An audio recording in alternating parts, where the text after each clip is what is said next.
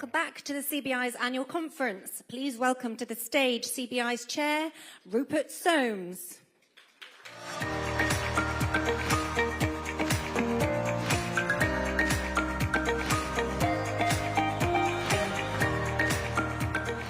Yo! Hope you all had a nice lunch. It's my privilege and pleasure to introduce you to a distinguished software engineer. She also has one of the toughest jobs in British politics. Ladies and gentlemen, Kemi Badenoch.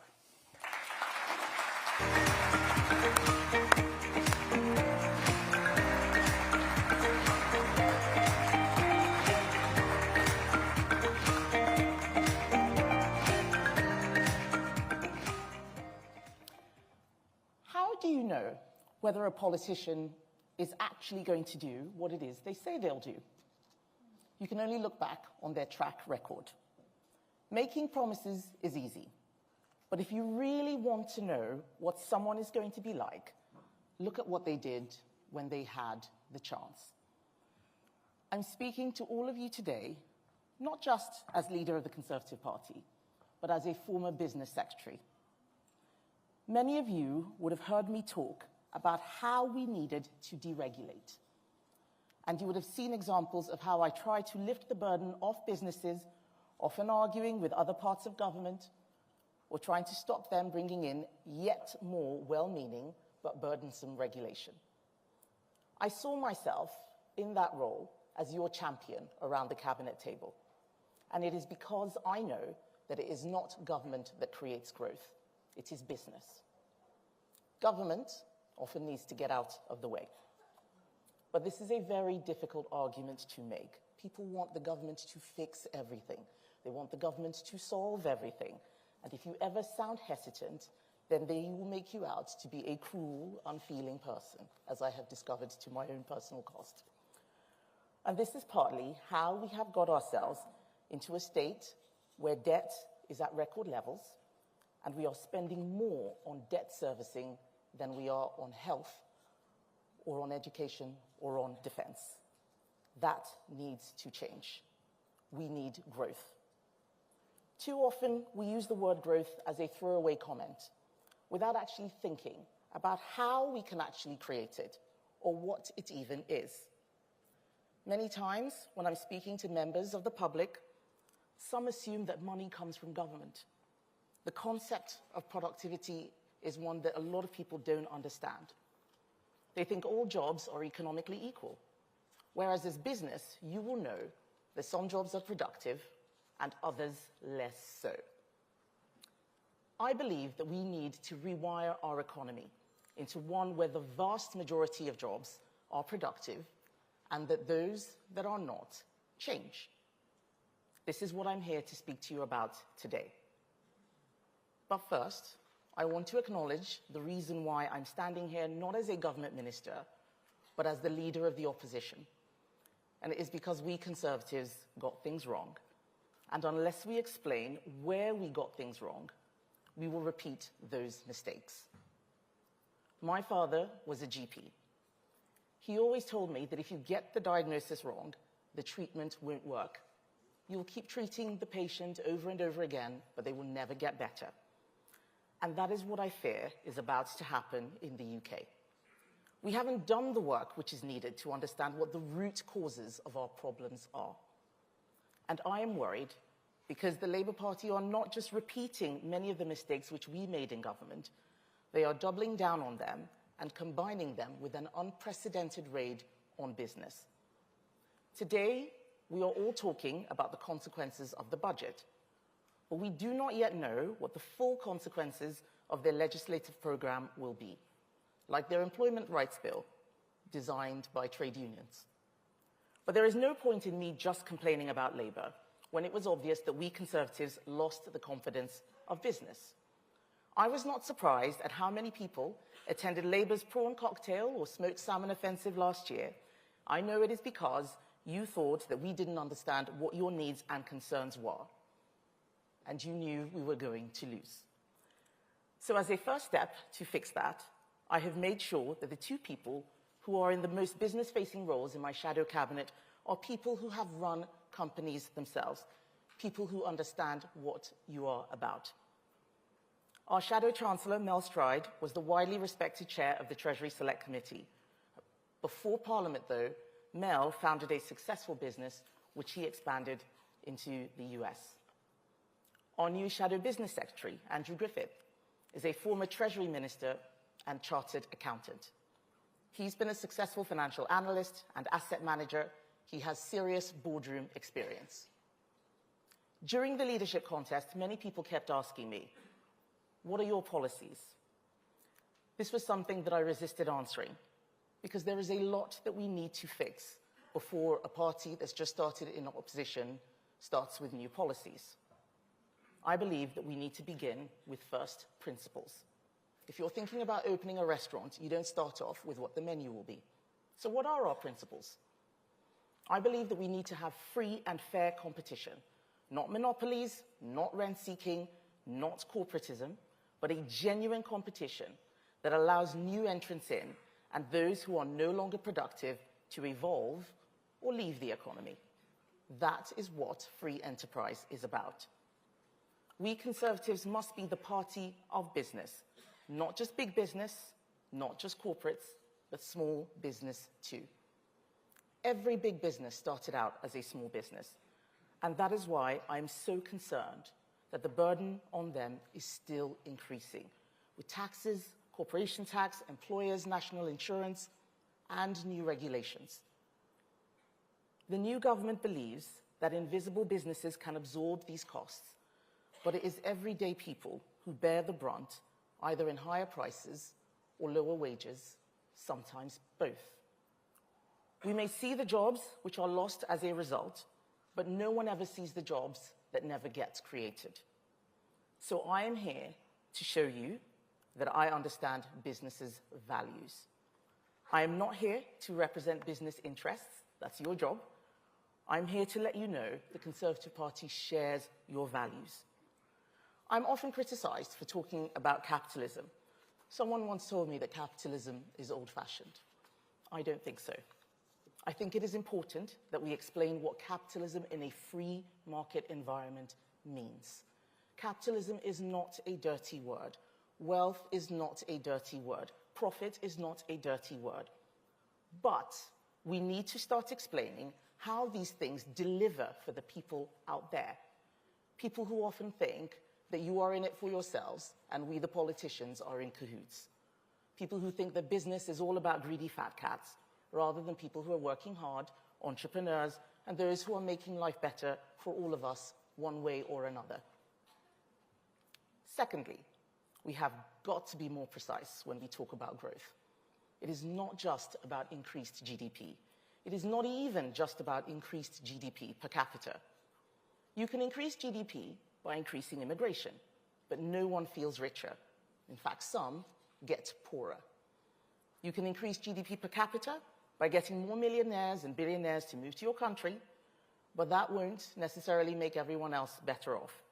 In fact, there are many studies that show even when nothing has changed, we are more likely to feel worse when we compare ourselves with those who are a lot wealthier than us. I am talking about real growth. Growth that people can see, growth that people can feel. Seeing an improved environment around them, as well as having more money in their pockets to spend. Knowing that we have enough money to provide security, to protect our families, but also to protect our country in increasingly dangerous times. The bottom line is that economic growth is not the end in itself. It is a means to an end. The end is to make people's lives better. We are not the only country to suffer from low growth. It is plaguing almost all developed countries. As Trade Secretary, just after COVID, I traveled all around the world, and in Italy, Mexico, Japan, the US, Australia, France, people were talking about the same things: a higher cost of living, higher inflation, difficulties controlling mass migration. We are not alone in these problems, but we are unique in our circumstances and our ability to get things moving. That is going to require a change of mindset, and that starts with our politics. Politics needs to accept boundaries. Every day in the legislature, someone has a great new idea that sounds nice in principle, but in practice creates more red tape, more bureaucracy, more burden. The incentive for us as politicians is to keep announcing new nice things. But the way to fix things is not just about creating new laws. We must not be a bureaucratic state. We need to get a proper diagnosis of what is going wrong. Why is capital investment so low? Why is productivity still so stubbornly stalled? I have read endless reports and many reviews with all sorts of potential solutions, improving skills or getting our pensions working harder for us, and we have brought in regulations and policies to address this, and yet still things are not getting better. I think we need to look again. So I'm not standing here telling you that I have all the answers. I am letting you know that I have seen the system from the inside, and it is broken. We are trying to fix problems with the wrong tools. We are using a mindset and a paradigm that worked well in the late 20th century, but does not work well when we have aggressive competitor economies like China and when there is rapid technological innovation, when our society is getting older and the birth rate is still too low. More quangos, more interference, more regulations, more laws will not fix that. We need to ask ourselves, what is the role of the state? What can we do to create a level playing field and allow you to go out and fix those problems? Finally, government itself must change. It must change what it does if growth is ever properly to return. We didn't address this when we were in government, and if Labour does not, they will fail. Government is going to have to learn from business about how to work better, quicker, and be more responsive. We can no longer tolerate a situation where building roads takes decades, where Treasury decision-making means railways don't get built, where the planning system stops investments being made by you and your colleagues. Over the last 2 decades, you have all had to transform your business models to account for massive societal and technological change. It is time that government does the same, because what we have now isn't working. They will tell you that there is no alternative. There is. We need an alternative strategy so we can finally unleash the power of business to make our country better. I believe in the immense power of business to do good. You may not be the public sector, but many of you deliver critical services for the public. So I will stand up for the values of business. It's time to defend free enterprise and capitalism, to defend lower taxes, less borrowing, and healthy, real competition. It's time to recognize that business is a force for change.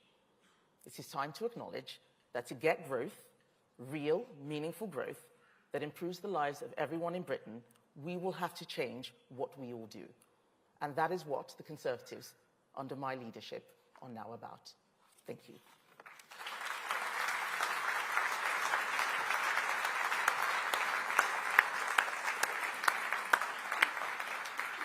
Thank you for that. Now, I think you're going to take 2 questions from media, and then we'll go out to the audience to ask for your questions. So, I think there were... I had Gurpreet Narwan from Sky News.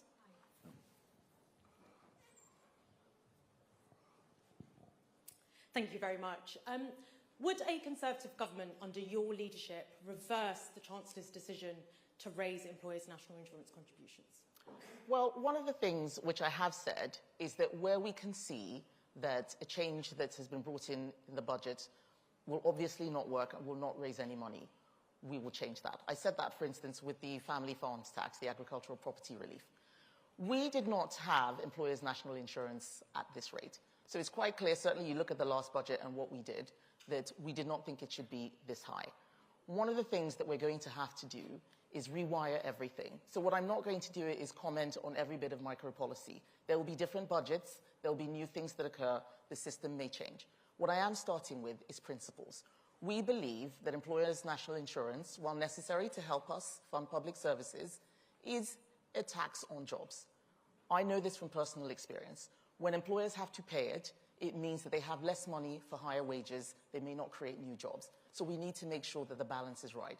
The fact that so many organizations, especially those that have people who are on the lowest wages, are saying that this is becoming unaffordable means that we should look again. And that's one of the first things that we're going to be doing when we start our policy platform. Simon Jack from BBC. Yes. Thank you very much. Simon Jack, BBC News. You say that there is an alternative. What was the alternative to raising taxes to fill the black hole which was left by the previous government? And what taxes would you cut, or what services would you cut to fill that black hole? Thank you, Simon. So I disagree with the premise of the question. We need to stop looking at everything as if it's just a ledger where there's taxes raised and services delivered. Not everything that government does is public services. We can do things better. We can redesign things. You look at, I often use the football regulator as an example. That was something that we brought in. That is more government. Do we need a football regulator?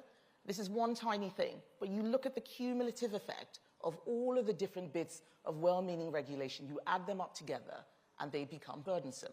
So that is why I'm not talking about which tax we'll tweak here or which service we're going to cut there. We need to completely change the way we talk about how our economy works. What is it that we're trying to do? What should government be doing? How should it do better? Are we having people in the most productive places? And that's going to require a lot of work. That's why I talk about us setting up policy commissions and deep, real reviews, asking the right questions, not just a policy tweak here or there. That's what we're going to do. If we're going to rewire the state, we need to start from there and not just adjust little knobs and levers on tax or insurance. Let's think about everything from first principles. Right. Thank you for that. Now let's go to the floor. We have a question on the left there. Yes, sir. Sorry, I'm also Emilio from Politico.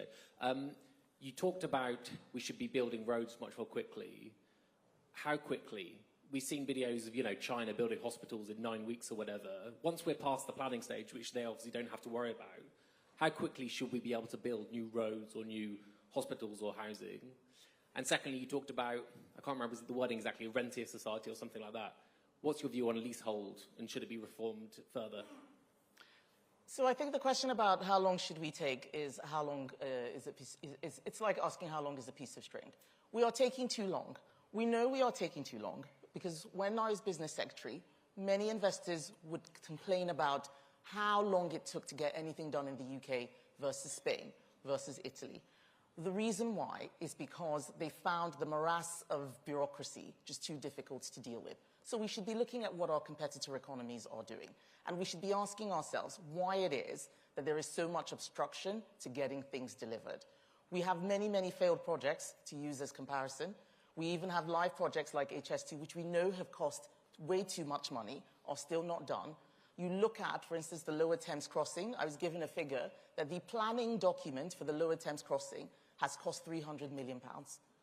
We haven't built anything yet. Yes, other countries, Norway, the Netherlands, they're able to do this a lot faster. We are burdening ourselves in a way that is stopping anything from happening, and that is what I want us to fix. On the question about leasehold, this is something that we set out a policy on. That's not what I'm talking about when I'm saying rent-seeking. When I'm talking about rent-seeking, I'm not talking about landlords. I'm talking about businesses which often just co-opt government into delivering things for them when they're not being productive. And I think we could do a lot better in terms of examining where we are spending our money and whether they are in areas that are delivering productivity for our economy.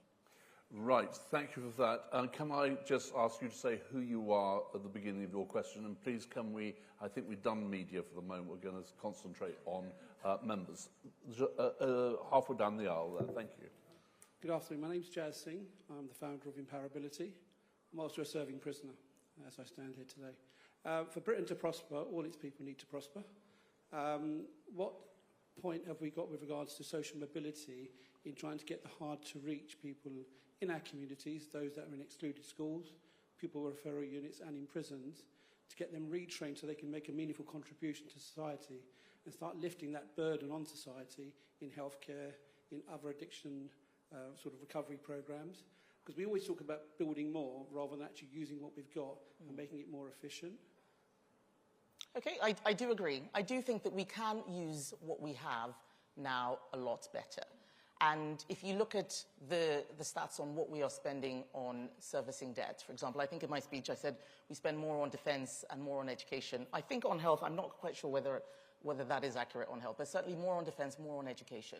So we're not using our money in the place that's delivering the very best.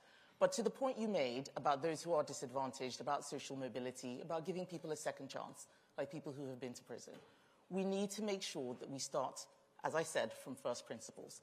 I've often talked about the importance of family. Yes, it is something many people think we shouldn't talk about. It's not the business of government. But you look at the prison population, for example, you look at those who are severely disadvantaged. Family has the biggest impact. What can we do to support families? Whether it's on getting mothers to work, whether it is on childcare, or even in providing safer, stronger communities. These are things where we need to look at what we're doing and whether it's just busy work or actually things that are making a meaningful difference to people's lives. There are a lot of things that we did do when we were in government, which I think worked. We had a Troubled Families program. It was very specific, went into, literally into people's homes, but it was quite a complex way of delivering that sort of policy. There may be better ways of doing that. And that's why I'm not sitting here saying we've got all the answers. We do not. We've had 14 years of different flavors of Conservative government, but we still have many of the challenges that our peer countries have, whether in France or Germany. What can we do to try and turn things around, given the state of technological innovation, competitive countries, an aging society, demography, and so much more? I think that there's a lot more that we can do. Thank you. Over on the left, please. And if you want to ask a question, just waggle your hand vaguely in the air and somebody with a paddle will come and tell you that you've just won the auction prize. Yes, over on the left, sir. Hi, Joe Parkinson from We Grow. One of the things that I think about a lot is the state pulling levers and basically nothing happening. Because, I mean, there's this perception that, you can just get into government and we'll just turn this dial and press that button and it'll be fine. And there's a really excellent book by Sam Freeman about the problems of government. And how can we undo those bottlenecks that mean that we announce a package that says we're going to spend X amount of money on creating this, and then nothing happens. And then we say we're going to change these regulations, and then nothing happens. It actually delivers growth. So how do we undo those bottlenecks within the British state at the moment to actually allow decisions that are made and resources are allocated really manifesting themselves in change that affects people on a daily basis? Thanks. I think we're going to have to look again at how we see risk. If I look at my experience in all the various government departments I was in, whether it's business or trade or education or the Treasury, risk appetite often precluded the way things were delivered. And I gave evidence to the Post Office inquiry recently about that we are trying to create almost a zero-risk environment. And so the bottlenecks tend to be in areas where the risk assessment has been made in such a way that the benefit is less post the risk assessment. This doesn't mean that we shouldn't think about risk, but I don't think that the way we're doing it is particularly helpful. We add in so many caveats, so many sort of different legal, public law barriers, consultations, judicial review.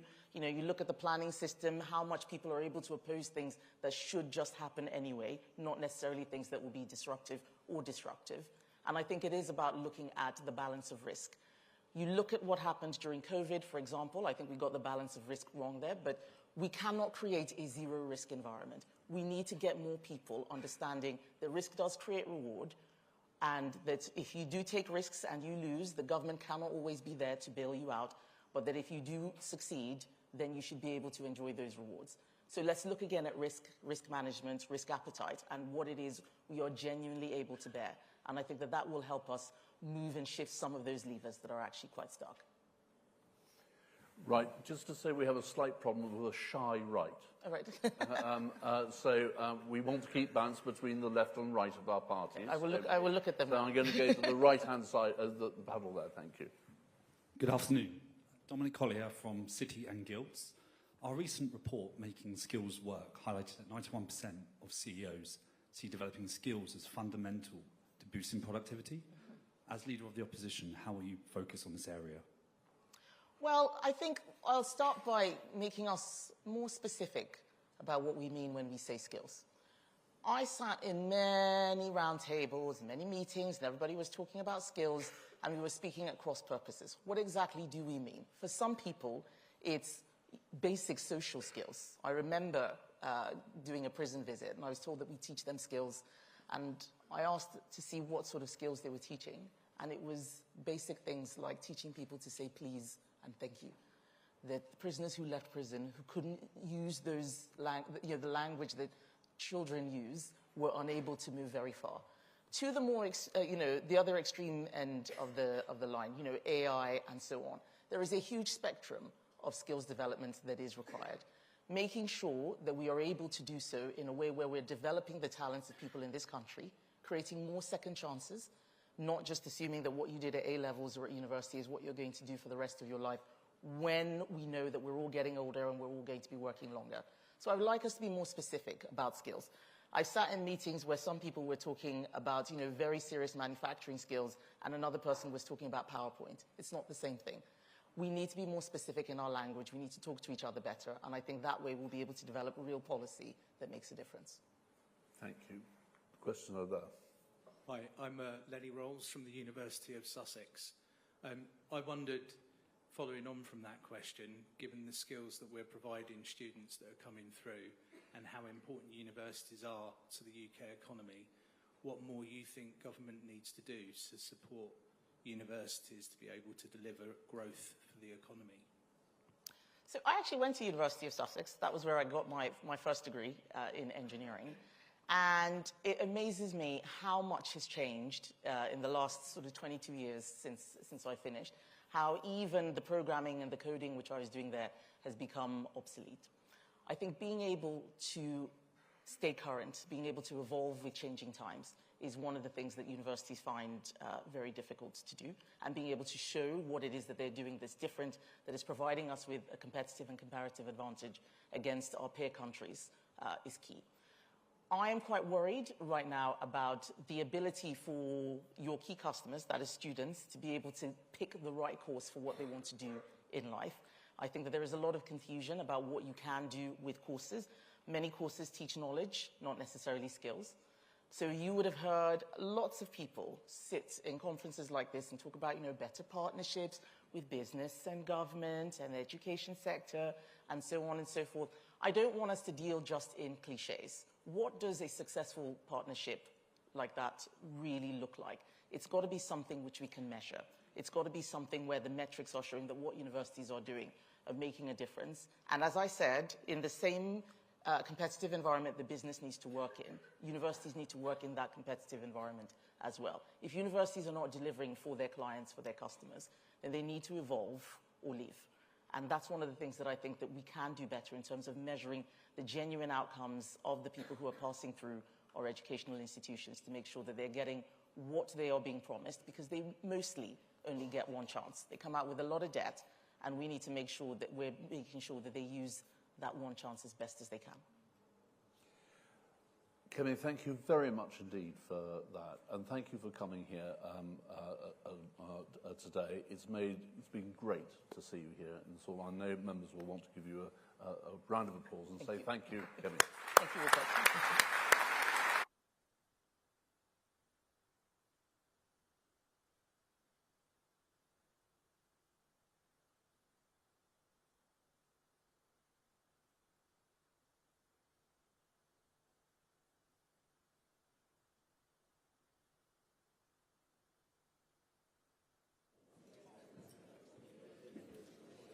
Thank you very much to the Leader of the Opposition for joining us today, and to our own Rupert Soames on his masterful Q&A skills.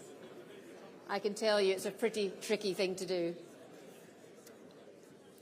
So next up, we've heard about all different ways we can drive growth. Of course, a major way is through our people. Businesses are looking at new and alternative areas to transform their workforces, whether through adoption of technology and AI, to training and upskilling staff. We ourselves had a fantastic session with Microsoft during Tech Week, where they took us through the multitude of ways that we could deploy Copilot within our own organisation, and it's certainly become quite quickly